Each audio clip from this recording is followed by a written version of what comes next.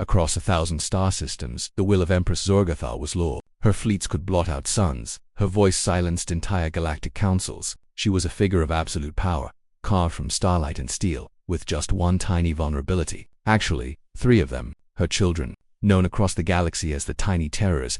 Her baby dragons had sent decorated warriors running for their lives and driven seasoned beastmasters to madness. When all hope for a sitter was lost, the Empress turned to a backwater planet called Earth. They sent a baby, and a sound the galaxy had never weaponized before. I giggled. So, to really get the scale of the problem, you have to picture the royal nursery. This was less a room and more its own sovereign territory, a massive habitat with crystal mountains, zero-gravity rivers, and self-repairing marshmallow soft floors. It was a playground built for a king's ransom, designed for the 3 most precious and chaotic beings in the universe, Ignis, Umbra, and Fulgur. They were the imperial hatchlings, heirs to the Zorgothon throne. Ignis was a creature of living flame, his sneezes producing showers of brilliant sparks. His brother Fulgur was basically a storm in dragon form, his moods creating tiny weather patterns in the nursery, from glittering mists to miniature thunderstorms. And then there was Umbra, the quiet one. She was made of shadow and mischief, able to melt into any dark corner and reappear with a silent jump scare that had made Praetorian guards leap out of their armored boots. Empress Zorgothal adored them with a ferocity that matched her galactic conquests. They were her little cosmic embers, but her love was at war with a growing, gnawing exhaustion. Her children weren't malicious. Not really. They were just dragons. Their idea of play was a force of nature. A game of tag might involve phasing through walls. A tantrum from Ignis could melt priceless sculptures. And a simple game of hide-and-seek with Umbra usually ended with half the palace guard searching for a sitter who was now trapped in a closet. Convinced they were lost in a pocket dimension, the Empress needed help. She had an empire to run, and she couldn't spend all day making sure her toddlers didn't accidentally create a small black hole in the West Wing. And so, the search for a babysitter began. It would go down as the single most humiliating recruitment failure in the history of the Zorgothon Empire. First up was the Nanobot 9000, a marvel of engineering, a sleek, chrome android with 12 arms and a brain containing every childcare manual from over 7,000 species. It was programmed for patience, pedagogy, and emergency protocol. It lasted exactly 47 minutes. The nanobot entered with a soothing, synthesized voice. "Greetings, designated young," commencing enrichment activity. Ignis toddled over and treated the robot's polished leg like a teething ring. His baby fangs, though tiny, were hotter than a plasma torch. The nanobot's sensors shrieked. "Warning, structural integrity at 90%. Youngling, cease mastication." Fulgur, seeing a new shiny toy, zipped over and let off a small electromagnetic pulse, the dragon equivalent of a playful shove. The nanobot's voice started skipping. "Gregory, CC, protocol pooting." The final straw was Umbra, who discovered that if she phased her head into the robot's central processor, she could make its voice emit hilarious squawking noises. The Nanobot 9000 stumbled away, short-circuiting and repeating the phrase, "existential pudding error," until it was dragged away. Next was Grand Beastmaster Cathar was a legend, a mountain of muscle and fur who had tamed the acid-spitting leviathans of Moloch. He entered the nursery with an aura of absolute dominance. "You will be still," he boomed, trying to fix the hatchlings with his predator's stare.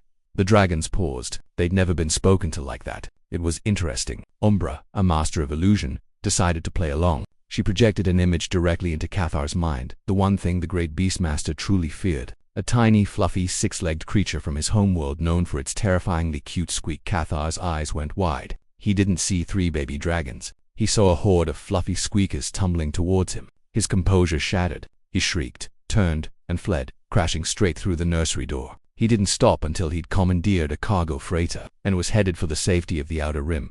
The Empress's desperation grew. She hired a psionic soother who could supposedly pacify a herd of raging space bison with a single thought. The soother floated in radiating tranquility. It reached out its mind, expecting to find the simple thoughts of children. Instead, it was hit by a psychic hurricane. Ignis's mind was a supernova of fiery joy. Fulgur's was a storm of chaotic questions. And Umbra's was a labyrinth of shadow, giggles, and abstract concepts. The soother's crystalline form flickered and let out a faint mental whimper of too much sparkly noise, and promptly fainted. Finally, the Empress assigned one of her own Praetorian guards. He tried to institute a military-style regimen. "At 0900 hours, we will conduct naptime maneuvers," he barked. The dragons thought this was hysterical. Fulgur zapped him with harmless static until his armor twitched, and Ignis toasted the marshmallow-like decorations on his helmet. The guard lasted a day, but when Umbra phased his boots into the floor, leaving him stuck until the shift change, he respectfully resigned. Empress Zorgothal sat on her throne, watching the latest failure report dissolve into pixels. "Is there no one left?" she demanded, her voice dangerously quiet. No one in this entire empire who can watch my children without having a complete mental breakdown. Silence then. A timid, rodent-like archivist named Pleam cleared his throat. Your Majesty, he squeaked. There's one possibility. Highly unorthodox. A clerical error, in fact. The Empress fixed him with a stare that could melt steel. Speak. Pleam pulled up a file. The Interspecies Caregiver Exchange Program. Your Majesty, we received a misfiled application months ago. It was for a cultural observation placement. A caregiver apprentice from a developing world. He swallowed. Planet designation, Earth, the court murmured in disbelief. Earth, that backwater mudball of soft, squishy bipeds, who still thought digital watches were a neat idea. They sent a request for an apprentice to observe our advanced childcare facilities, Pleam explained, the irony choking the air. Lord Vorlag, a pompous noble, scoffed. Majesty, you can't be serious. A human. They are fragile, emotional. What could they possibly offer besides a new and interesting way to scream? The Empress looked at the screen, then at the smirking faces of her court, who had offered nothing but spectacular failures. She was tired. So profoundly, royally tired. A strange sense of absurdity washed over her. She'd tried the best, the strongest, and the smartest. Maybe it was time to try the completely ridiculous. Fine, she said, cutting through the whispers. Bring me the human. The human's arrival was, to put it mildly, and the court gathered, expecting a warrior or a scientist. Instead, a young woman emerged from the shuttle. She was slender and pale, wearing simple clothes and looking around the massive hangar with wide, nervous eyes. Her name was Sarah, but she wasn't alone. Strapped to her chest in a cloth carrier was a much smaller creature, a human infant. The court stared, dumbfounded. They sent not one, but two fragile creatures. One of them was basically a larva. What is the meaning of this? Lord Vorlag boomed. We request a caregiver, and you bring a parasite and its host. Sarah flinched, holding her daughter closer. Her name is Lily, she said, her voice small but clear. The exchange program was for observational learning. I'm a childcare student. I couldn't find a sitter for her on such short notice. The absurdity of it all just hung there. A woman who couldn't find a sitter for her own kid was here to solve the galaxy's biggest babysitting crisis. The court officials started to snicker. Empress Zorgothar descended from her dais, silencing the room. She glided towards the humans, her gaze unreadable as she towered over Sarah. Then she looked down at the baby. Lily wasn't intimidated. She looked up at the towering, armored Empress and gurgled. A wet, happy sound. The Empress had witnessed the birth of stars. She'd seen civilizations die. But she had never, ever been gurgled at. For a moment, she was utterly still. With a flick of her wrist, she dismissed the court's protests. The trial will proceed, she commanded. Take them to the nursery. Sarah, clutching Lily, was escorted through halls of impossible scale, her heart pounding. She had no idea what she was walking into, but she had a very bad feeling about it. The nursery door hissed shut, sealing Sarah and Lily inside. Sarah's eyes darted around the crystal mountains and the river of light. It was beautiful, but it felt like the most expensive tomb in the universe. She held Lily tighter, whispering reassurances that were more for herself. Then, from the shadows, they emerged.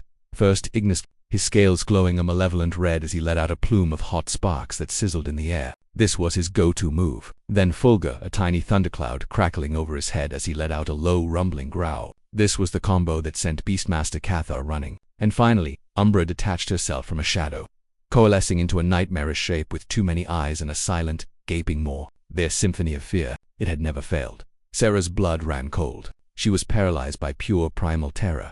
The three dragons crept closer, savoring the moment. They were bored, lonely, and desperate for a reaction. Fear was the only reaction they knew how to get, and then a new sound cut through the tension. It wasn't a scream, it was a giggle. Lily, strapped to her mother's chest, had been watching the whole show with wide, fascinated eyes. To her, it was wonderful. One creature was all sparkly, another was making funny rumbling noises, like the washing machine, and the third one was making silly, spooky shapes. The joy bubbled up inside her and burst out in a high-pitched, helpless belly-laugh. Giggle-he. The dragons stopped dead, all three of them. They stared at the tiny human. Scary action was supposed to equal fearful reaction. That sound was not in the database. Did they do it wrong? They decided to try again, with more gusto. Ignis puffed a bigger cloud of sparks. Fulgur made his thundercloud flash with a silent bolt of lightning. Umbra contorted into an even more ridiculous blob-monster. The effect was instantaneous. Lily shrieked with laughter. She kicked her legs and clapped her hands, her whole body shaking with mirth. Ha. The dragons were now profoundly confused. Their entire worldview was crumbling. For their whole lives, their attempts to play were met with terror. They were the tiny terrors. But this small, soft creature wasn't afraid. It was happy. It was making that wonderful chiming noise in response to their scariest faces. It was the first positive reinforcement they had ever received. A strange new impulse flickered in Ignis's mind. That sound. He wanted to hear it again. He tentatively let out a much smaller puff of sparks, aiming them in a gentle arc above Lily's head. Lily gasped with delight, reaching for the glittering shower. A fresh wave of giggles erupted. Ignis's chest puffed out with pride. He did that. He made the happy noise. Umbra, not to be outdone, instantly understood. It was a game. She zipped behind a crystal and popped her head out. Peekaboo. Lily shrieked with more laughter. Umbra vanished and reappeared. More laughter. Umbra had just discovered the greatest game in the universe. Fulgur, seeing his siblings succeed, flew up to the ceiling and made his little thundercloud produce a gentle shower of cool, colorful mist. Lily squealed, trying to catch the shimmering droplets on her tongue. The reign of terror was officially over. It had been replaced by a frantic competition to be the most entertaining. The goal was no longer to make the sitter run away. The goal was to make the tiny creature make the happy noise. Sarah, no longer in fear, slowly sank to the floor. She watched, dumbfounded, as the three most feared children in the galaxy performed an impromptu circus for her daughter. In the observation deck, Empress Zorgatha and her entire court stood in stunned, absolute silence. Jaws were collectively on the floor. Warriors, scientists, and nobles all stared at the scene with complete disbelief. They had seen their best and brightest utterly defeated. Yet this primitive creature and its even more fragile offspring had not only survived, they had conquered. They had won not with force, but with a weapon no one in the Empire had ever thought to deploy. Joy. The Empress swept out of the observation deck and entered the nursery. The dragons, engrossed in their new game, didn't even notice her. Ignis was making smoke rings, Fulgur was making tiny lightning bugs dance, and Umbra was playing peekaboo from her mother's shadow. The Empress's rigid posture had softened. She approached Sarah, who scrambled to her feet. "Rise," the Empress said, her voice softer now. She looked down at Lily, who was babbling at Ignis. "Youngling," the Empress began. She did not fear them.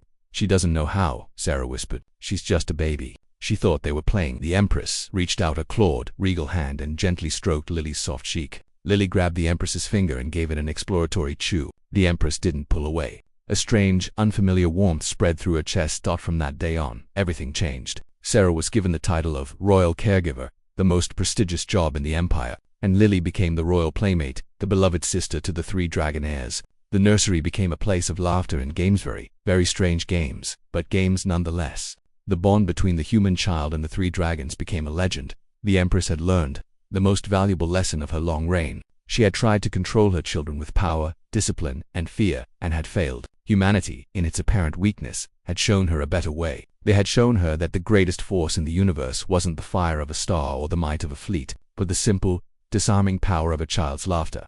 The galaxy is full of wonders, but sometimes humanity's most unexpected qualities are innocence. Our joy, our laughter turn out to be our greatest strengths. They're the secret weapons that can disarm monsters and build bridges where no one thought it was possible.